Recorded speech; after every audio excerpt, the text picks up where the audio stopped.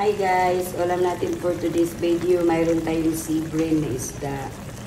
Binili natin to guys sa kaibigan natin. Tapos inadobo ko siya guys, parang pagkaluto na paksiw sa adobo.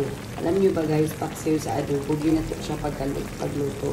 Tapos nilagyan ko siya ng talong, okra, tapos nilagyan ko siya ng laurel, dahon ng laurel, para mas lalong sumarap guys, na para siyang adobo, pero isda siya guys, adobo sa isda na sea bream. Tignan mo guys, ang sarap, diba? Ipanaluto yung okra natin, may nitong talong dito. Ipanaluto, tapos nagyan natin yan ng toyo, oyster sauce konti. Siyempre ang mga pangpalasa, minix ko na dyan lahat. Kaya hintayin natin guys na maluto yung isda, kakain na din tayo. Kasi gutom na ako guys, kagigising ko lang, pagod ako. Alam mo naman kagabi, something may hapina, may injuyan, so parang nalasing tayo konti, kaya nagutom na. Kaya guys, kain tayo.